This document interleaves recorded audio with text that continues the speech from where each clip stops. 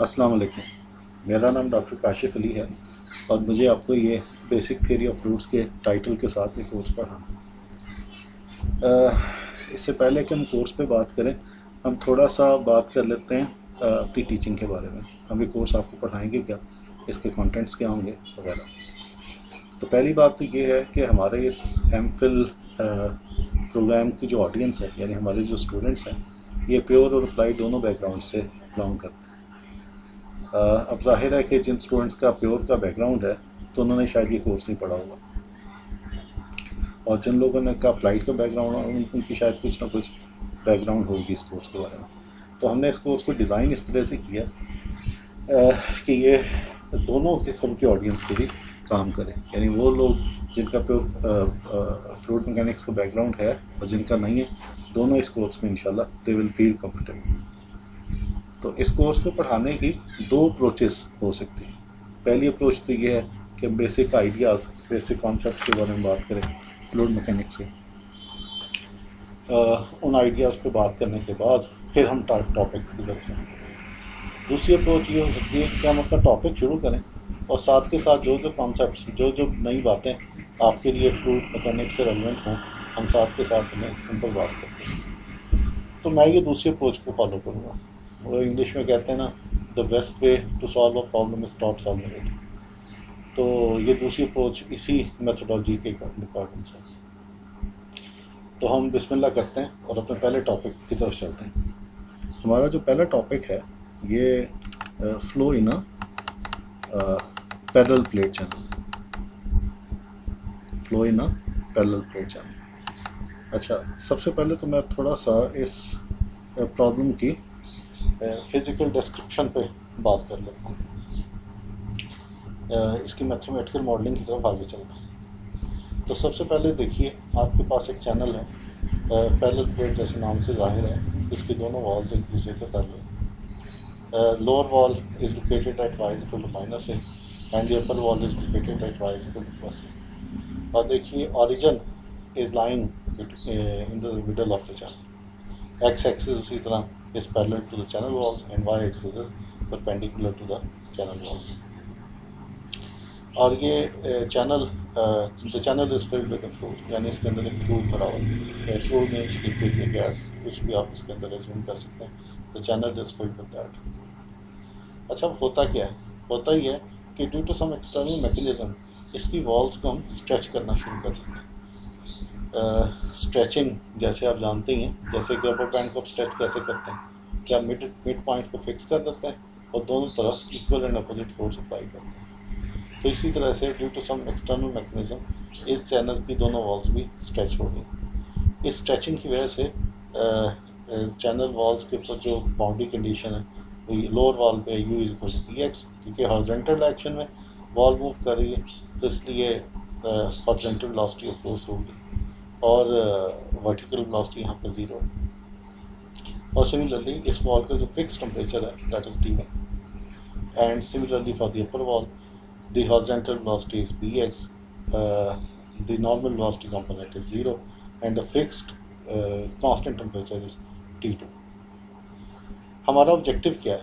हमने इस टॉपिक में करना क्या है? हमारा मकसद क्या है? हमारा मकसद ये है कि देखिए, इनिशियली तो फ्लूइड स्टेगनेंट था, रेस्ट पर था। आपके इस एक्सटर्नल मैकेनिज्म की वजह से जब जो वॉल्स मूव करना शुरू हो जाती हैं, तो क्या होता है कि वॉल्स के साथ जो फ्लूइड इन कांटेक्ट है वो वॉल्स के साथ साथ मूव करना शुरू हो जाता है। इस फ्लूइड को जगह लेने के लिए, ये लॉ ऑफ नेचर है, वैक्यूम कहीं नहीं रहता। जैसे इंसानों का खिलाफुर हो जाता है, इसी तरह ये फ्लूइड में भी खिलाफुर हो जाएगा। इस वैक्यूम की, इस खाली स्पेस की जगह लेने के लिए नीचे से चैनल के मिडल से फ्लूइड मूव करेगा, और वो जो फ्लूइड मूव करेगा उसकी जगह लेने के लिए आसपास से फ्लूइड मूव करेगा। तो आपने देखा कि चैनल वॉल्स को हमने स्ट्रेच किया और fluid which was initially at rest, उसके अंदर एक मोशन, एक मूवमेंट जनरेट हुई। हमारा ऑब्जेक्टिव यही है, हमने इस मूवमेंट को कैप्चर करना। व्हाट डज इट मीन्स कि कैप्चर करना? इसका मतलब ये है कि हमने इसकी मैथमेटिकल मॉडलिंग करनी है, ऐसी इक्वेशंस ड्राइव करनी है कि अगर उन्हें सॉल्व करें तो चैनल के किसी भी पॉइंट के ऊपर हम फ्लूइड वेलोसिटी फाइंड आउट कर सकें। फ्लूइड वेलोसिटी मीन्स इसका हॉरिजॉन्टल नॉर्मल दोनों कंपोनेंट्स फाइंड आउट कर सकें। Similarly the two channel walls are located at temperatures T1 and T2। अब जाहिर है T1 and T2 these are two different temperatures, और आपको पता है हीट हमेशा हाई टेम्परेचर रीजन से लो टेम्परेचर रीजन की तरफ ट्रेवल करती है, फ्लो करती है। अब हमारा ऑब्जेक्टिव अगेन ये भी है कि हमने फ्लूइड के अंदर यानी चैनल के अंदर किसी भी पॉइंट के ऊपर टेम्परेचर फाइंड आउट करना है। तो हमारा तरीका ये होगा कि इस प्रॉब्लम की पहले हम मैथमेटिक्स पर बात करेंगे, इसकी गवर्निंग इक्वेशंस को बात करेंगे, गवर्निंग इक्वेशंस हैं क्या, और फिर उनके में अगर कोई सिम्प्लिफिकेशन की जा सकती है तो उस पर बात करेंगे, और फिर उन्हें सॉल्व कैसे करना है इस पर बात करेंगे। ठीक है, तो देखिए सबसे पहले तो हम बात करते हैं अब नेक्स्ट जो बात करेंगे वो होगी इसकी मैथमेटिकल बात करेंगे। अच्छा देखिए इसमें थोड़ा सा मिसप्रिंट है, लेकिन hopefully this is understandable, this is readable. बाकी मैं साथ साथ आपको एक्सप्लेन करता हूँ। तो मैथमेटिकल मॉडलिंग में आप देखिए आपके पास पहली इक्वेशन है partial u partial x plus partial u partial y is equal to 0, ये equation number 1। The second one is u times partial u partial x plus b times partial u partial y is equal to -1 over partial p over partial x plus p over partial 2u over partial x square plus partial 2u over partial y square. And then there is another equation which is u times partial u over partial x plus b times partial u over partial y is equal to -1 over rho times partial p over partial y plus mu over rho partial 2v over partial x square plus partial 2v over partial y square. And then another equation u times partial t over partial x plus b times partial t over partial y is equal to k naught over rho cp into partial 2t over partial x square plus partial 2t over partial y square। देखिए मैंने इन सब equations को part इसलिए दिए ताकि अगर कोई misprint है तो ये प्रॉब्लम सॉल्व हो जाए। अच्छा इसके अंदर जो भी क्वांटिटीज़ हैं ये वेल नोन है, आपको पता है u और v हॉरिजॉन्टल और नॉर्मल वेलोसिटी कंपोनेंट्स हैं। P stands for pressure, rho stands for density, mu is the viscosity, and then capital T is the temperature, K naught is the thermal conductivity of the fluid, Cp is the specific heated constant pressure। Note करिए ये जितनी भी terminologies मैंने बोली हैं ये आप matric accuracy level पर पढ़ चुके हैं, मुझे ये बताने की ज़रूरत नहीं है आपको। अगर आपको याद है तो बोले ना, नहीं याद तो थोड़ा सा रिकॉल कर लें, किसी भी स्टैंडर्ड टेक्स्ट को कंसल्ट करें। ठीक है, अब हम बात कर लेते हैं ये इक्वेशन तो मैंने पढ़ दी, ये हैं क्या। तो इक्वेशन नंबर 1 को कहते हैं कंटिन्यूटी इक्वेशन। मैंने बोला है कंटिन्यूटी इक्वेशन, ये law of conservation of mass की मैथमेटिकल फॉर्म।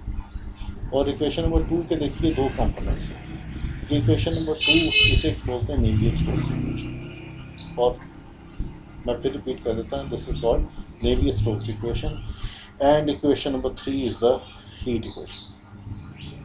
अच्छा अब क्वेश्चन ये राइज होता है कि हमें कैसे पता है कि ये मॉडल यहाँ पे काम करेगा और ये इक्वेशंस ऐसे क्यों लिखी हैं।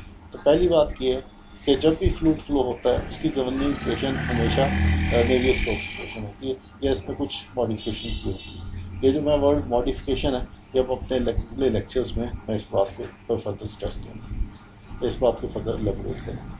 तो द पॉइंट इज़ जब भी फ्लूइड फ्लो होता है फ्लो करता है इसकी गवर्निंग इक्वेशन हमेशा नेवियर-स्टोक्स इक्वेशन होती है। और continuity equation stands for law of conservation of mass. आपको पता है ये law of conservation of mass ये नेचुरल लॉज हैं, इस लॉ ने हमेशा सेटिस्फाई होना ही होता है, तो इसलिए फ्लूइड फ्लो के साथ ये कंटिन्यूटी इक्वेशन हमेशा ही आएगी। And third is heat equation, जब भी हीट ट्रांसफ़र होगा ये इक्वेशन नंबर 3 या इसका कोई वर्जन या इसका कोई वेरिएंट या इसकी मैथमेटिक मॉडिफाइड फॉर्म आए, अगेन इसकी मॉडिफिकेशन पे भी हम आगे तफसील से बात करेंगे।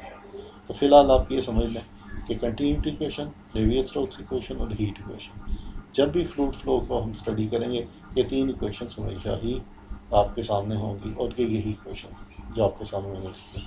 हाँ इसमें इनमें अगर कोई मॉडिफिकेशन होगी तो फिर उस पर हम बात कर लेंगे, उसकी जस्टिफिकेशन आपको देंगे। अच्छा, इससे पहले कि हम आगे चलें, हम ज़रा इस मॉडल पे ज़रा बात करते हैं। ये जो मैथमेटिकल मॉडल आपके सामने स्क्रीन पर लिखा हुआ है, देखिए इसमें आपके पास प्रेशर, देखिए प्रेशर टर्म सबसे सिंपल टर्म, या सबसे, मैं कहता हूँ इनोसेंट टर्म अपीयर हो रही। देखिए यही टर्म सबसे प्रॉब्लमेटिक है, क्योंकि देखिए अगर आपने प्रेशर को फाइंड आउट करना है तो प्रेशर के लिए आपके पास कोई अलग से इक्वेशन नहीं है। तो इसका मतलब है कि प्रेशर को फाइंड आउट करना इज़ अ चैलेंज। इस चैलेंज को कैसे ओवरकम किया जाए, तो इसके लिए दो अप्रोचेस हैं। एक अप्रोच ये है कि आप प्रेशर को एलिमिनेट कर दें। अच्छा, एलिमिनेशन कैसे होगी? यू कैन नॉट डू के simply put p is equal to zero. Elimination का मतलब ये नहीं। एलिमिनेशन का क्या मतलब है, मैं आगे भी आपसे बात करता हूँ इस पर। दूसरी अप्रोच ये है जिसे बोलते हैं प्लेम, PLEM, प्लेम। प्लेम का मतलब है, PLEM stands for pressure linked equation method. तो ये दो अप्रोचेस काम करते हैं। पहली मैंने क्या बोला कि जिसमें आप प्रेशर को एलिमिनेट करते हैं through some mathematical procedure, and the second is PLEM, pressure linked equation method, जिसमें आप प्रेशर के लिए एक नई इक्वेशन कंस्ट्रक्ट करते हैं। तो इस टॉपिक में हम पहली अप्रोच को फॉलो करेंगे, हम प्लेम को फॉलो नहीं करेंगे, हम कोई नई इक्वेशन इसके लिए कंस्ट्रक्ट नहीं करेंगे। हम पहली अप्रोच को फॉलो करते हैं जिसमें हम प्रेशर को एलिमिनेट करते हैं। अब कैसे करते हैं? आपको याद होगा बड़े प्रिलिमिनरी मैथमेटिक्स का एक अलजबरा का बड़ा बेसिक सा एक प्रॉब्लम है कि अगर आपको दो लीनियर इक्वेशन लेट से 2x + 3y = 5 and 3x + 9y = 0 late से, आपने इस प्रॉब्लम को सॉल्व करना है। आप क्या करते हैं? आप सिंपली x को कोएफिशिएंट सेम बनाते हैं दोनों में। किस तरह से कि एक को कोएफिशिएंट को दूसरे से मल्टीप्लाई कर दो दूसरी इक्वेशन से, और दूसरी इक्वेशन में जो x का कोएफिशिएंट है उसको पहली इक्वेशन से मल्टीप्लाई कर दो। तो होगा क्या? The coefficients of x will become same. आप उन्हें सिंपली सब्ट्रैक्ट कर लें। सब्ट्रैक्शन से क्या होएगा? आपके पास एक ऐसी इक्वेशन आएगी नई जिसमें x नहीं होगा, and that would be simply solvable. तो बिल्कुल इससे मिलती जुलती हम अप्रोच यहाँ अप्लाई करेंगे। आप नोट करिए क्वेश्चन नंबर 2 के फर्स्ट और सेकंड कंपोनेंट्स में प्रेशर का कोएफिशिएंट -1/ρ इज द सेम। तो प्रॉब्लम किसके साथ है? डेरिवेटिव के साथ। आप फर्स्ट इक्वेशन नंबर 2 के फर्स्ट कंपोनेंट में ये देखिए ज़रा, फर्स्ट कंपोनेंट ये मैंने यहाँ पे लिखा हुआ फर्स्ट कंपोनेंट, और ये यहाँ पे लिखा हुआ सेकंड कंपोनेंट। तो इक्वेशन नंबर 2 के फर्स्ट कंपोनेंट में प्रेशर का with respect to x derivative है, और सेकंड में प्रेशर का with respect to y derivative. अब अगर मैंने एलिमिनेट इन्हें करना तो मुझे प्रेशर का डेरिवेटिव सेम बनाना पड़ेगा। तो मैं क्या करूँगा कि इस फर्स्ट कंपोनेंट को, यानी इस फर्स्ट इक्वेशन को, इक्वेशन नंबर 2 के फर्स्ट कंपोनेंट को मैं डिफरेंशिएट कर दूंगा विद रिस्पेक्ट टू y, और इक्वेशन नंबर 2 के सेकंड कंपोनेंट को मैं डिफरेंशिएट कर दूंगा विद रिस्पेक्ट टू x। तो मेरे पास दो ऐसी नई इक्वेशन आ जाएंगी जिनमें पार्शियल 2p और partial xy and partial 2p और पार्शियल xy दोनों में एक ही तरह की टर्म आएगी, और मैं इन दोनों को आपस में सब्ट्रैक्ट कर दूँगा, और मेरे पास एक नई इक्वेशन इस तरह की आएगी जिसमें प्रेशर नहीं होगी। So this is how we are going to deal with the pressure, और इस तरह से हम प्रेशर को एलिमिनेट कर देंगे। Am I clear? अच्छा, अब प्रैक्टिकली मैं आपको दिखाता हूँ प्रैक्टिकली हम इसे एलिमिनेट करेंगे कैसे। तो मैंने क्या किया, जैसे मैंने कहा इक्वेशन नंबर 2 के फर्स्ट कंपोनेंट को मैं with respect to y differentiate करूँगा। तो ये देखिए, ये मैंने यहाँ पर लिखा हुआ है, for eliminating the pressure term from the above model we differentiate the first component of equation number 2 with respect to y as follows. देखिए मैंने दोनों तरफ डिफरेंशिएट कर दिया विद रिस्पेक्ट टू y। उसी तरह से बड़ा बेसिक सा कैलकुलस कि ये ऑपरेटर दोनों पर सेपरेट हो गया, और इस तरह से यहाँ पर ये दो stands for density is a constant, तो इसको मैंने डेंसिटी को बाहर लिया, और इस तरह से ये अगेन ये आप पता है ये ऑपरेटर्स हैं, दीज आर इंटरचेंजेबल। तो मेरे पास ये लाप्लाशियन ऑपरेटर मैंने पहले लिख लिया, and partial u partial y आपके सामने। और फिर अगेन नेक्स्ट लाइन में मैंने ये प्रोडक्ट रूल लगा दिया। I hope you understand. ये देखिए इस टर्म के ऊपर प्रोडक्ट रूल लगाने से मेरे पास ये जो फर्स्ट ब्रैकेट के अंदर टर्म्स है ये आएगी। एंड सिमिलरली यहाँ पर प्रोडक्ट रूल लगाने से मेरे पास ये आ गया, और ये मैंने ऑलमोस्ट एज इट इज़ वापस लिखा। Am I clear? अब नेक्स्ट मैं क्या करूँगा, मैं देखें इस, अब जब नोट करिए ये जो मैं कर्सर जिसके नीचे मैं मूव करवा रहा हूँ इस टर्म में और इस टर्म में, देखिए कुछ कॉमन है। हाँ बिल्कुल सही आपने गैस किया, कोई कॉमन पार्शियल यू और पार्शियल वाई।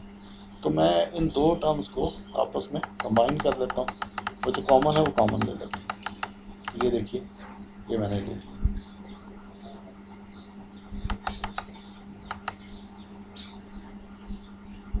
ये क्लियर है ना, ये मैंने कॉमन लिया तो ये मेरे पास है। अब नोट करिए क्या है भला, ये कंटिन्यूटी इक्वेशन है and which is zero.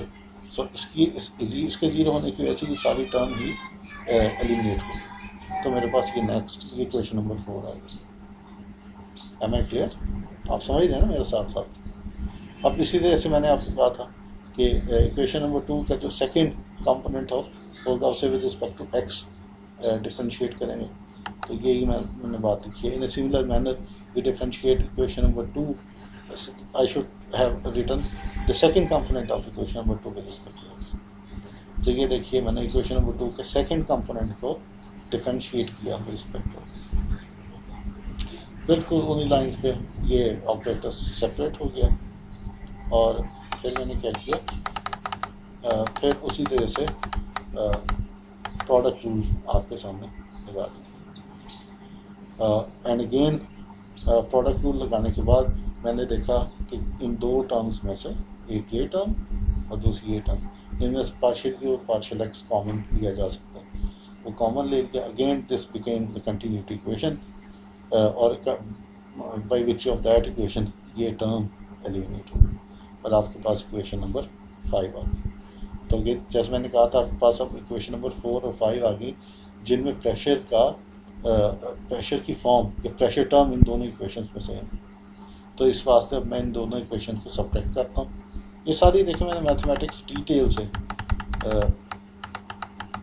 Her step जो शायद इतना डिटेल से करने की ज़रूरत नहीं भी थी, मैंने फिर भी उन्हें बड़े बेसिक बड़े प्रीलिमिनरी लेवल पे जाके एड्रेस करने की कोशिश की। तो ये देखिए मैंने इन्हें सब्ट्रैक्ट किया तो प्रेशर टर्म गॉट एलिमिनेटेड, ये देखिए, और मेरे पास ये आ गया ये एक एक्सप्रेशन। ये थोड़ा सा कॉम्प्लिकेटेड लग रहा है, लेकिन आप सब नोट करिए कि इन दोनों में से यू कॉमन लिया जा सकता है और पार्शियल और पार्शियल एक्स इस ऑपरेटर को कॉमन लिया जा सकता है। And from this one you can take v times partial over partial y, यानी partial y कॉमन ले लिया, और यहाँ से इसी तरह से ये लैप्लासियन ऑपरेटर आपको पता है ना कि partial two over partial x square plus partial two over partial y square, इसे लैप्लासियन ऑपरेटर कहते हैं, डेल स्क्वायर से भी इसे रिप्रेजेंट करते हैं। तो मैंने ये कॉमन ले लिया इनसाइड आई कोऑर्डिनेट्स। तो अब आप देखिए आपके पास एक इक्वेशन नई बन गई which is called equation number 6। ये इक्वेशन नंबर 6 अब देखिए थोड़ी सी कॉम्प्लिकेटेड है इक्वेशन नंबर 2 और 3 यानी नेवियर-स्टोक्स इक्वेशन नंबर 2 के दोनों कंपोनेंट्स की निस्बत, लेकिन गुड न्यूज़ इज इसमें प्रेशर नहीं, and the bad news is it has become a little more complicated. अब तो यहाँ तक हमारा टास्क कंप्लीट हो गया। अब नेक्स्ट स्टेप है इस इक्वेशन को सॉल्व कैसे करें। अब इस इक्वेशन को सॉल्व करने से पहले मैं थोड़ा सा चाहूँगा आपको रिव्यू दे दूँ कि हमने किया क्या, लेकिन मैं आपको थोड़ा सा सोल्यूशन पे भी बात करेंगे। इसके सोल्यूशन पे बात चलने वाले सोल्यूशन पे बात कर लेते हैं थोड़ी सी। हम ये करेंगे कि ख़ास तरह की ट्रांसफॉर्मेशन इंट्रोड्यूस कराएंगे। आपने देखा equation number 6 is a little more complicated and is a PDE which means a partial differential equation, और पार्शियल डिफरेंशियल इक्वेशंस को रिजॉल्व करना is quite a challenging task, लेकिन कंपैरेटिवली ODE यानी ऑर्डिनरी डिफरेंशियल इक्वेशंस को निस्बतन आसानी से solve किया जा सकता है। तो हम ये एक ख़ास तरह की सब्स्टिट्यूशन जिसे मैं सॉर्ट ऑफ मैजिक सब्स्टिट्यूशन कहूँगा, वो मैजिक सब्स्टिट्यूशन आप लगाएंगे तो होगा ये PDE ODE में कन्वर्ट हो जाएगी। द क्वेश्चन अराइजेस कि वो सब्सटीट्यूशन होगी क्या, उसका कोई पर्टिकुलर नाम है और इसकी जो एग्जिस्टेंस है और इससे जो रिजल्ट आएंगे उनकी वैलिडिटी पर बात हम इंशाल्लाह नेक्स्ट लेक्चर में करेंगे। तो आज के लिए इतना ही। मैं एक क्विक रिव्यू देने की कोशिश करता हूँ आपको कि हमने किया क्या। तो हम शुरू हुए यहाँ से flow in parallel plate channel से। हमने बात की कि आपके पास एक लेमिनर फ्लो है ऑफ एन इनकम्प्रेसिबल फ्लूइड। अच्छा, इनकम्प्रेसिबल फ्लूइड वो होता है जिसकी डेंसिटी कांस्टेंट होती है, यानी incompressible means constant density fluid. Laminar turbulence का अपोजिट है। टर्बुलेंस आपको पता है हैप्पैज़ार्ड फ्लो ऑफ एनी फ्लूइड, ये टर्बुलेंस है। तो इसका अपोजिट क्या होगा, एक ऐसा फ्लो जो किसी रेगुलर पाथ के जिस पार्टिकल्स फ्लूइड पार्टिकल्स के रेगुलर कर्व्स को के लॉन्ग मूव करता है, उसे लेमिनर फ्लो कहते हैं। तो पहले हमने बात की आपके सामने flow in a parallel plate channel की ज्योमेट्री की, कि देखिए walls are located at -a and +a and the fluid was initially at rest, and then due to some external mechanism the walls started stretching, and due to that stretching a movement or motion was generated inside the fluid domain, and our objective is to find out that movement. Find out means we need to drive some equation so that if you solve those equations you can find out the fluid velocity at any point inside the channel. And afterwards we introduced the mathematical model of the problem, and we told you that the first one is a continuity equation, second is the Navier-Stokes equation, the third is the heat equation. And we further told you that whatever the problem of fluid mechanics is, these three equations are always there, or there are some variants. We will talk about those variants later on. These three equations will always be there. Again, the first one is continuity equation, the second is the the Navier-Stokes equation, and the third one is the heat equation. All the terminologies, all the symbols appearing in this model have their usual meaning. And after that we told you how to eliminate pressure. We differentiated the first component of equation number 2 with respect to y, and the second with respect to x, and we incorporated the continuity equation as well, and we reached till here. We reached equation 4 and equation 5, and you can see the beauty that the pressure term is the same in these two equations. We simply eliminate the pressure term by subtracting this equation, and we reach equation number 6. So till here our today's lecture ends here, and inshallah in the next lecture we will deal with the solution of this type of equation, and we told you that we will incorporate a special type of substitution which will reduce this PDE to an ODE. Until then, Allah Hafiz.